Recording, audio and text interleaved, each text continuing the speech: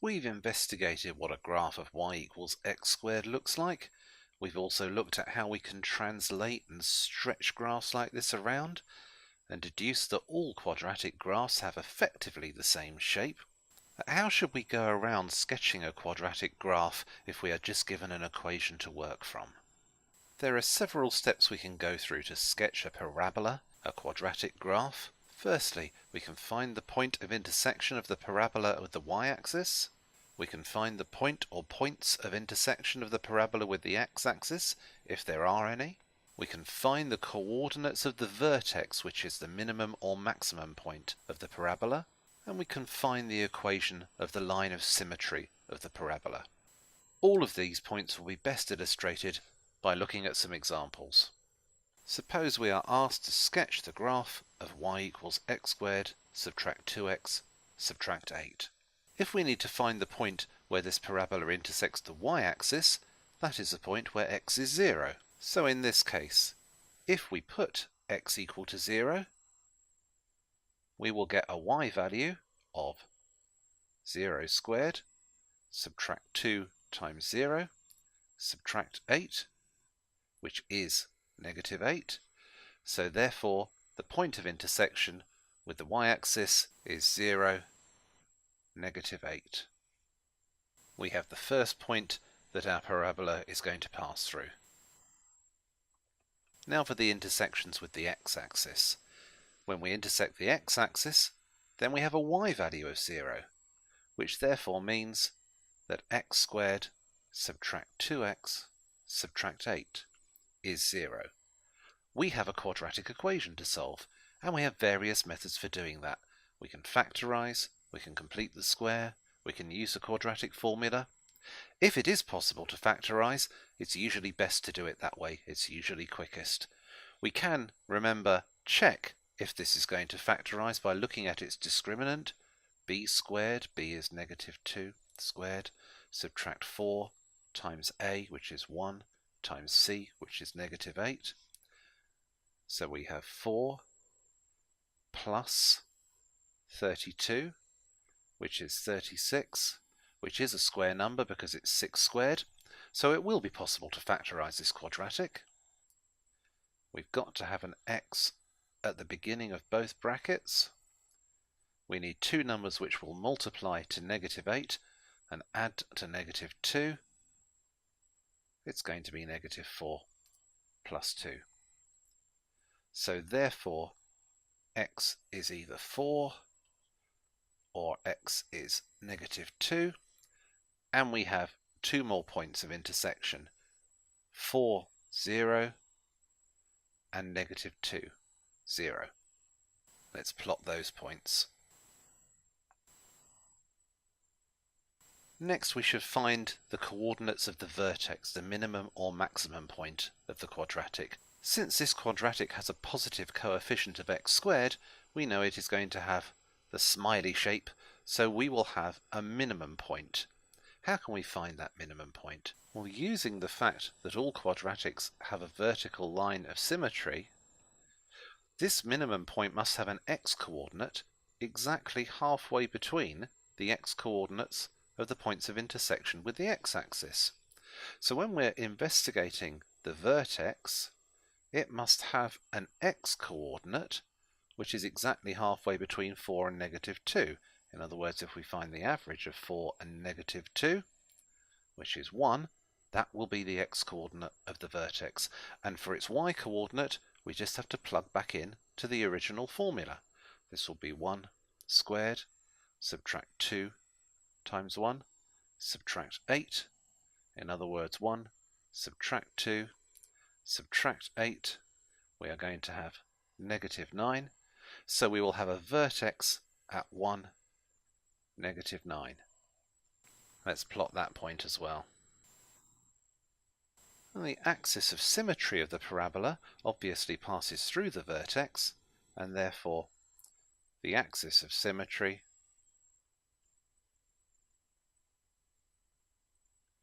is x is 1. Let's see that line. Well, now all we have to do is try to sketch a symmetrical parabola with its vertex at 1, -9, which passes through these points. I do appreciate it's all very well for me to do that using some graphical software, but if you have gathered all of this information, it should be fairly straightforward to be able to plot such a curve yourself. Another example. Sketch the graph of y is x squared plus 7x plus 6.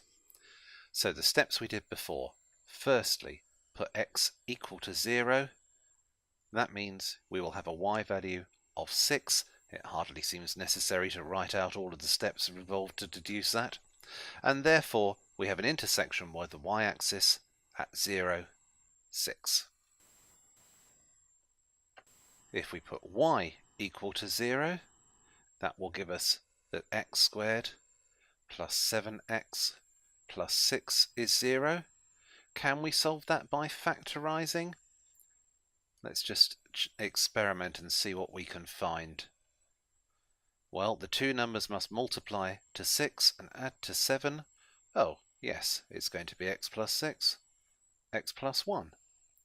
And therefore, x is either -6 or -1, and therefore we have two intersections with the x-axis at -6, 0 and -1, 0. We can again use the idea that the x-coordinate of the vertex must be exactly halfway between these two intersections with the x-axis. So therefore the x-coordinate is the average of -6 and -1. It's -7/2. And the y-coordinate that goes with that will be -7/2 squared plus 7 lots of -7/2 plus 6, which is 49/4, subtract 49/2 plus 6, which is -25/4. So the vertex then is -7/2, -25/4. Always nicest to use fractions for these coordinates where possible. Unfortunately, this software will only let us show it to you as decimals, but that is the same point. As before, now that we know the vertex, we can say that the axis of symmetry will be x is -7/2. And all that remains is for us to try our best to draw a nice, smooth, symmetrical parabola through all of these points. Notice that we were already aware that the parabola would be this smiley curving upwards shape because we have a positive coefficient of x squared. However, even if we weren't aware of that, this is the only way we could draw such a smooth symmetrical curve through all of those points that we'd already determined. Next example, sketch the graph of y is x squared plus 2x subtract 5. If we put an x of 0 in, we will get a y of -5, and therefore we'll have a y-intercept of 0, -5. If we put y equal to 0, we will have x squared plus 2x subtract 5 is 0. Let's just check the discriminant of that. That is 2 squared subtract 4 times 1 times -5, which is 4 plus 20. 24. 24 is not a square number. We are not going to be able to factorize that quadratic. So we've got a couple of choices. We could either use a quadratic formula or we could complete the square. I'm going to do this by completing the square. So we have x plus 1 squared subtract 1 squared subtract 5 is 0. In other words, we have x plus 1 squared subtract 1 subtract 5 subtract 6 is 0. So adding the 6 to both sides, we have x plus 1 squared is 6, and therefore x plus 1 is the square root of 6. We will need both the positive and negative values. So x itself is -1 plus or minus the square root of 6. And we therefore have two intersections with the x-axis, -1 subtract root 6, 0, and -1 plus root 6, 0.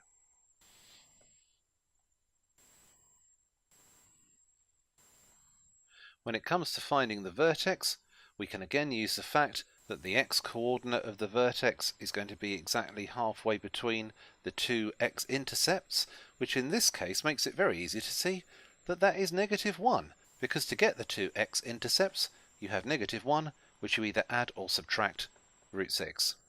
And therefore the y-coordinate, going back to our original curve, is -1 squared plus 2 lots of -1, subtract 5, which is 1, subtract 2, subtract 5, that is -6, and the vertex is -1, -6.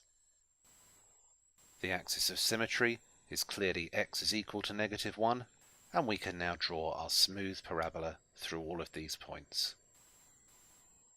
The main difference with this example from the previous ones is that we won't always be able to factorize our quadratics, and we won't always have nice intersections with the x-axis, but we still have methods to find out what those intersections are.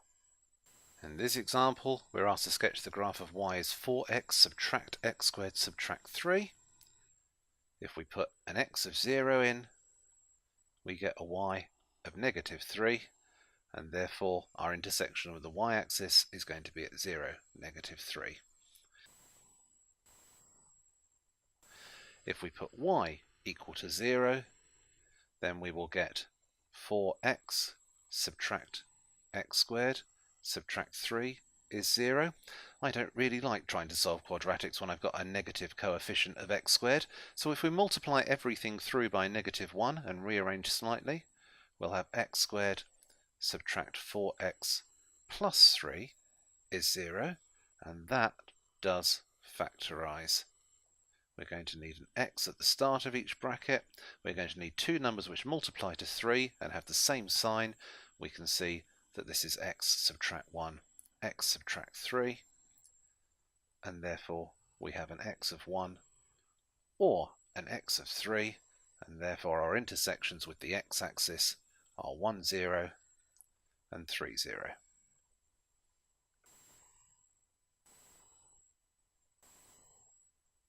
When it comes to the vertex, we can again use the average of these two x-intercepts.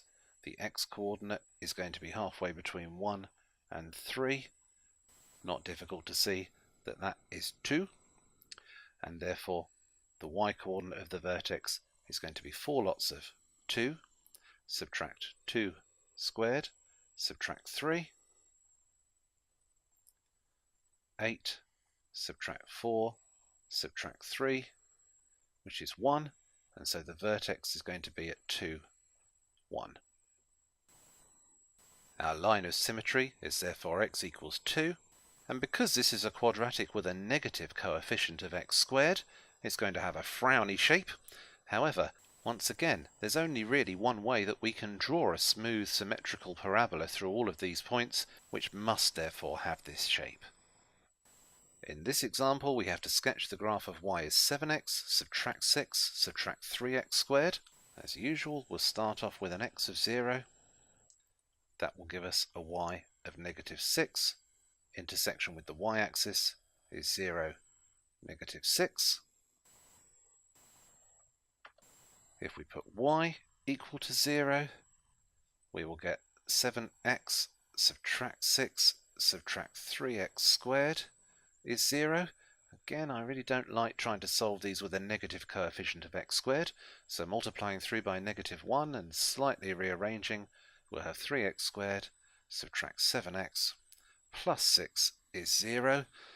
Oh, that looks like a slightly fiddly thing to factorize. Let's just check if we'll even be able to do it. The discriminant of this is -7 squared subtract 4 times 3 times 6, which is 49, subtract 72, which is -23. So not only can we not factorize this because that's not a square number, it's negative. this quadratic is going to have no solutions. So what does that mean?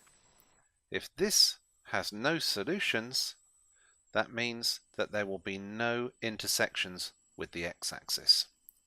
If there are no intersections with the x-axis, we can't use the idea of taking the average of their x-coordinates to find where the vertex is. We're going to need a different method to find the vertex. So what we need to do is complete the square. If we go back to our original equation, y is 7x subtract 6 subtract 3x squared. We have to complete the square on this.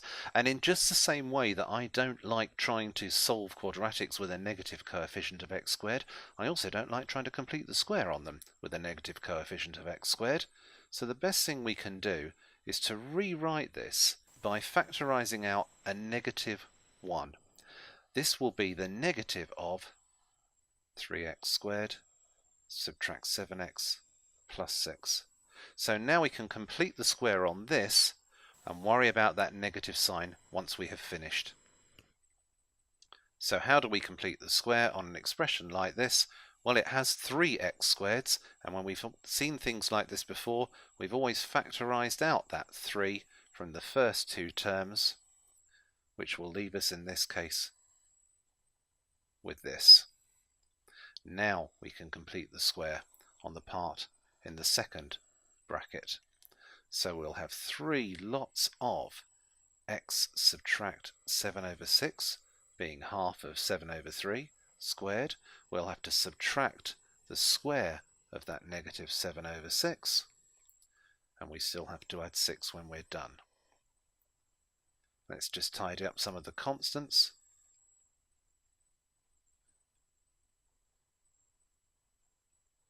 So we'll still have this 7 over x minus 7 over 6 squared. We'll have to be subtracting from that 49 over 36, and then adding 6 once we're done. Let's now multiply that 3 back out. So we'll have 3 lots of x subtract 7 over 6 squared, subtract 49 over 12, since 49 over 36 is 49 over 12, and we could now add the 6, so let's do that. The negative of 3 lots of x subtract 7 over 6 squared. We then have to add 23 over 12. And now that we've finished doing all of this, we can now bring back in this negative sign. If we expand the big bracket, we will have negative 3x minus 7 over 6 squared subtract 23 over 12. How has any of this helped us find the vertex? Well, we can see that the value of y will always be negative 23 over 12, and then we have to take off another piece. And this piece we take off will always be positive because we are squaring whatever is in this bracket. So whether this is positive or negative, we will always get a positive piece when we square it.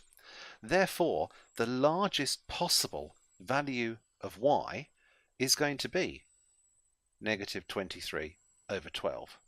And when will we get that largest possible value of y? We'll get it when we don't take away anything at all, when the bit in the bracket is 0. And if the bit in the bracket is 0, that means that x is 7 over 6. So therefore, this is our vertex. Our line of symmetry is therefore x is 7 over 6, and the parabola that we would draw through those points would look like this.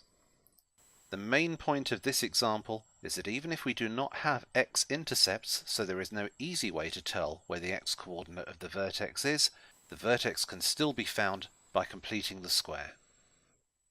A final point revealed by that last example is that the value of the discriminant is a nice quick way to determine how many intercepts with the x-axis you are going to have.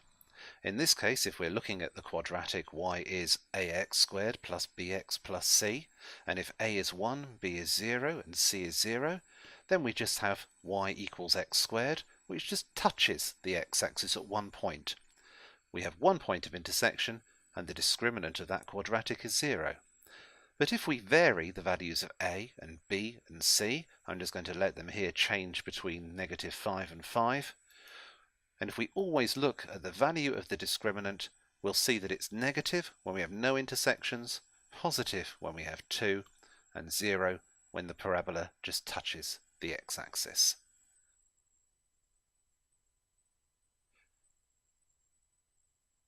This is a check you could do if you are so inclined before you do anything else, just to see roughly what the shape and position of the parabola is going to be.